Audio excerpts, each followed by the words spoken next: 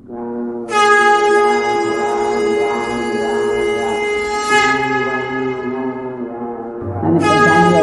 બધાને माँ चला जो। जय श्री राम, जय हनुमान जी, जय बाबा नीम करौली। मेरे बच्चे, कैसे हो तुम? मुझे तुमसे बात करनी है और जो मैं तुमसे कहना चाहता हूँ उसे बहुत ध्यान से सुनो।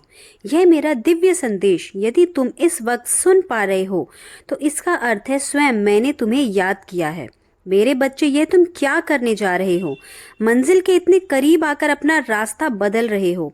इतने समय से जो तुमने धैर्य रखा अब उसे छोड़ रहे हो। मेरे प्रिय, ऐसा मत करो। मैं तुम्हारी हर परिस्थिति में तुम्हारे साथ हूँ, मगर इसके बावजूद तुम हार मान रहे हो। जब जीवन मैंने दिया है तो संभाल भी मैं ही लूँगा। विश्वास का दामन मत छोड़ो।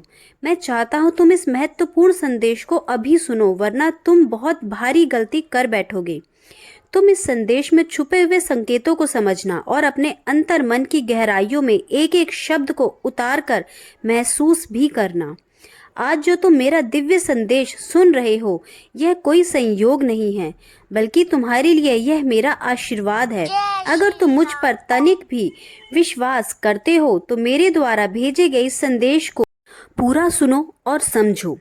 यह संदेश सिर्फ तुम्हारे लिए है और अगर तेरे अंदर कोई समस्या है तो उसको लिख दे। मेरे राम जरूर उसको हल करेंगे। उसका निवारण मैं स्वयं करूंगा, यह मेरा वचन है। परमात्मा तुम्हारे दुर्भाग्य को सौभाग्य में बदलने की ताकत रखते हैं। तुम्हारे धैर्य की मैं बहुत सराहना करता हूँ। इतना दुख, इतना कष्ट सहने के बाद भी तुम्हारा मुझ पर अभी तक अटूट विश्वास बना हुआ है। अब चिंता छोड़ दो, मैं तुम्हें आशीर्वाद देने आया हूँ। इस आशीर्वाद को स्वीकार करो। मेरे बच्चे, तुमने सदैव अपना आचरण सकारात्मक बनाए रखा है, इसलिए कदम कदम पर तुम्हें ईश्वर की ओर से सहायता मिलती रही है। मगर अचानक से तुमने नकारात्मकता को चुन लिया है। तुमने पल भर में अपना विश्वास समाप्त कर दिया मुझ पर से। तुम्हें लगा कि मैं तुम्हारी प्रार्थनाओं को नहीं सुन रहा हूँ, तुम्हें तुम्हारी खुशियाँ नहीं दे रहा हूँ। तो ऐसा नहीं है मेरे प्रिय। तुम उन चीज़ों के बारे में मत सोचो जो ईश्वर से प्रार्थना करने के बाद भी नहीं मिली, बल्कि उन अनगिनत चीज़ों के बारे में सोचो जो बिना प्रार्थना के तुम्हें प्राप्त हुई है। तुम्हारी सभी परेशानियां खत्म हो जाएंगी जिस दिन तुम्हें यह विश्वास हो जाएगा कि सब काम प्रभु की मर्जी से हो रहा है। अगर एक बार पूरे विश्वास के साथ तुमने अपना हाथ मेरे हाथों में सौंप दिया तो फिर कभी भी तुम्हारा साथ नहीं छोड़ूंगा मैं। भगवान पर विश्वास ऐसा हो जैसा इस चौपाई में कहा है, तुलसी बिरवा बाग में सींच भी मुरझाए, राम भरोसे जो रहे वह पर्वत भी लहराए। अगर कभी कुछ मांगने पर ना मिले तो मुझसे नाराज मत होना, क्योंकि मैं तुम्हें वह दूंगा जो तुम्हारे लिए सबसे अच्छा होगा।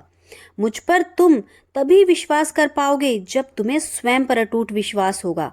यह विश्वास बाहर कहीं नहीं, तुम्हारे भीतर विराजमान है। ईश्वर के प्रति सच्ची आस्था और अच्छे कर्म सभी विघ्नों का नाश करते हैं। यह रंग को भी राजा बना देते हैं। इसलिए शांत होकर संयम के साथ नेक कर्म करते जाओ। प्रार्थनाएं खुद ब खुद बोल उठेंगी। कर्म की नाव डगमगाएगी जरूर, लेकिन डूबेगी नहीं। परमपिता परमेश्वर की कृपा अब तुम पर बरसने वाली है। तुम हमेशा लोगों की मदद करने की सोच रखते हो, इसलिए स्वयं मुझे तुम्हारी सहायता के लिए आना पड़ा। अब मैं तुम्हें तुम्हारे हिस्से की सारी खुशियां दूंगा जिसे तुम हकदार हो। तुम जैसे हो वैसे ही रहना। ईश्वर सिर्फ उसी व्यक्ति से प्रसन्न रहते हैं जो नेक कर्म करता है।